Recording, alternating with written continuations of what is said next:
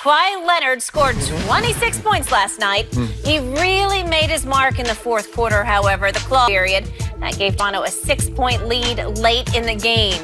Then to the closing seconds, Raptors down by 1. The Warriors double-teamed Kawhi. He passes up the potential game winner. Instead, Kyle Lowry takes the shot, misses, and Toronto loses by 1. So, Shannon, what grade would you give Kawhi for last night's game? Skip, you know I've always been fair. And I know you think sometimes I give LeBron grades that he doesn't deserve, and I'm sure you think that I give Kawhi grades sometimes that he doesn't deserve. But I'm gonna have the only grade that I can give Kawhi is a C+, because I thought he was average last night. I don't think he really impacted the game on any end of the floor, especially early, because he let KD get going early. His game suffered because he had 3 turnovers in the first quarter, and he wasn't his customary self. He was great for a stretch in the fourth quarter where he rattled off 10 straight points. But I don't really think he had his thumbprint. I don't think he impacted the game like we're used to seeing Kawhi do. And so by that stretch, Skip, I didn't like his game offensively. He was 9 of 24 from the field. Defensively, he let KD get into a rhythm early. So that's the best I can do. I thought he was average. I thought they played average, and this is why we have a game 6. So the best I can give Kawhi is a C+. Wait a second. Did you start your soliloquy by saying, I should know that you're always fair? You fair? Fair. Firm, but fair. When it comes to LeBron and number 2, you're outrageously not fair. You're outrageously overprotective of both. So I'm sorry. I wish I could have taken your course in college, because you're the most generous grader I've ever encountered. Again, you give him a B+ for an average game. Well, then that should be a C. No, I didn't. I gave him a C+. I didn't give him no B+. I gave him a C. Oh, I thought you said a B+. I gave him a C+.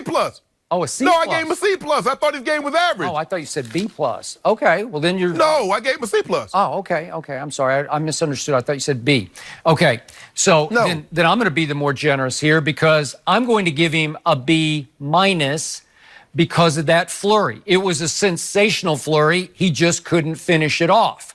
But until that flurry, he had a game even quieter than he usually is off the court. Because remember, in the third quarter, he scored 1 point.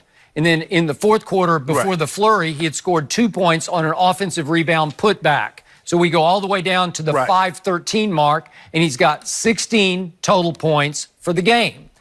And at that point, he goes Jordan-esque crazy. And he makes a couple of threes, and he makes 3 jump shots, and all of a sudden he scored 10 points in less than 2 minutes.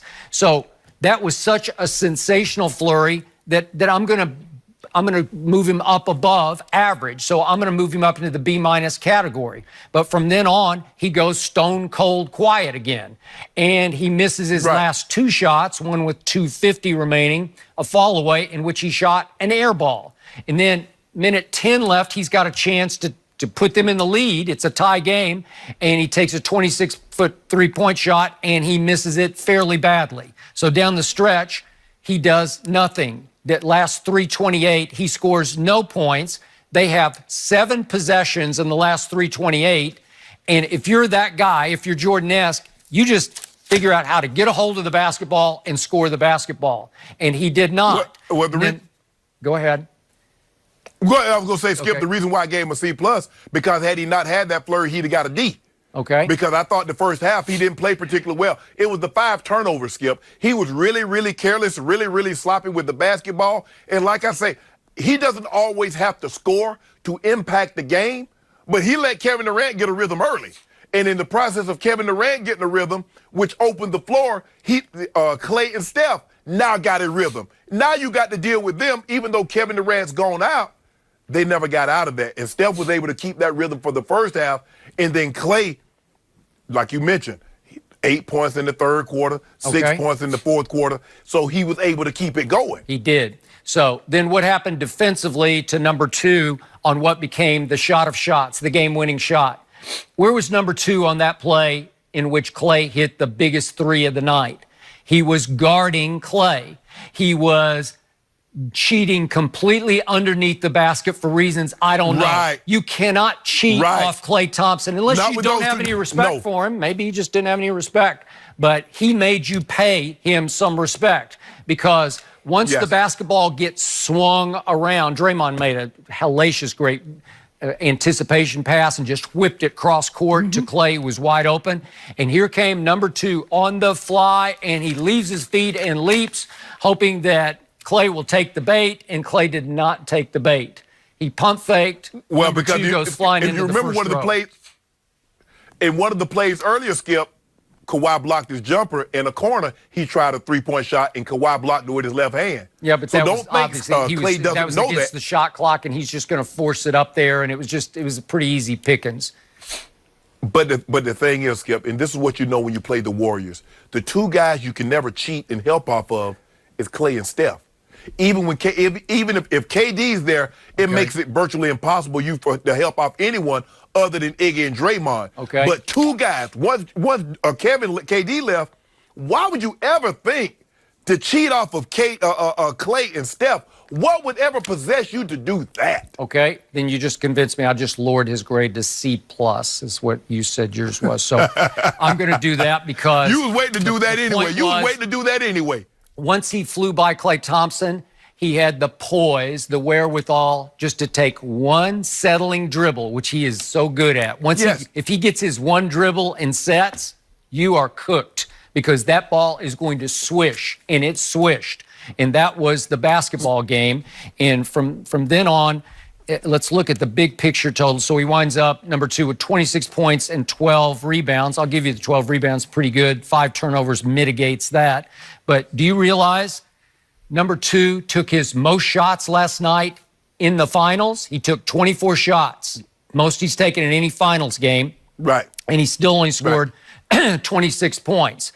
And what did we see? That 26 on 24 shots is not very efficient. He has been getting to the free throw line like crazy. Last night, he did not. He had his series low free throw attempts at 8, and he did miss 2 of them. Not that that's awful because he's been shooting at a 90+% clip. But by his standards, that was not very good, right?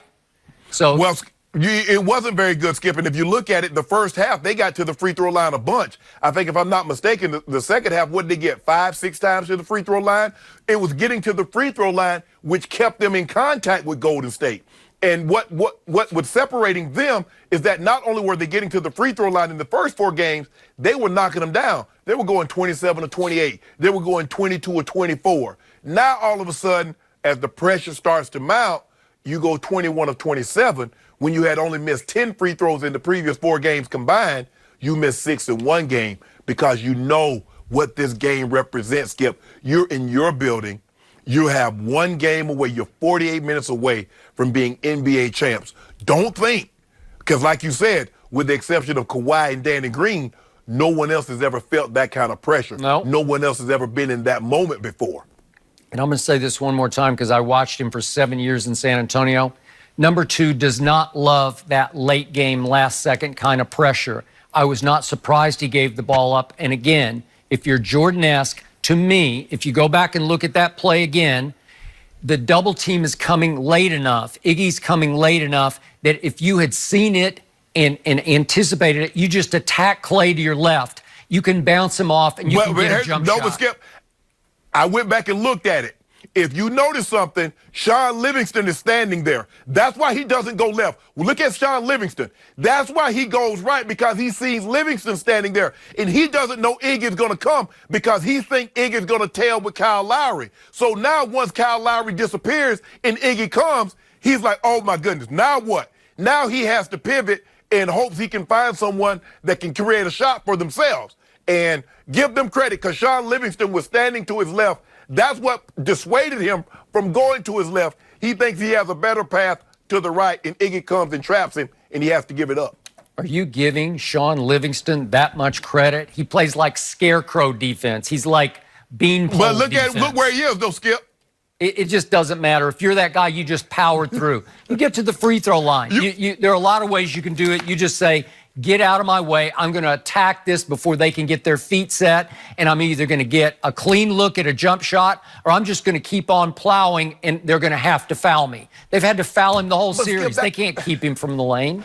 But Skip, if you're that guy, you really think about it, yeah, he is that guy, but that's not his game. His game is not Kobe. His game is not MJ. His game is more Magic, more LeBron.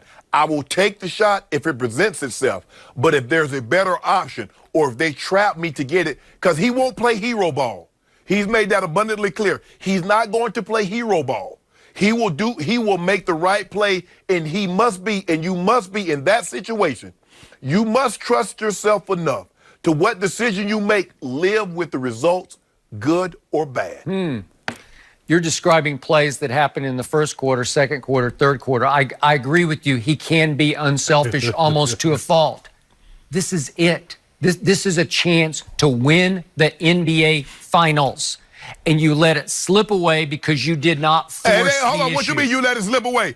All Golden State did was delay the inevitable. It's still going. The coordination will happen. The Raptors will win the series. Really?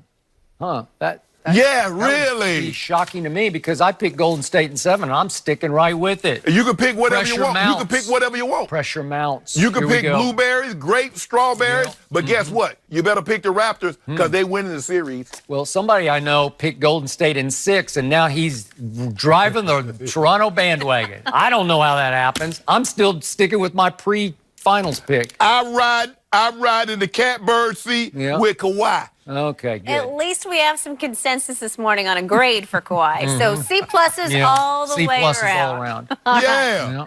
Up next, did the Warriors prove they can win without KD? That's what we're discussing next. We're back in just a moment.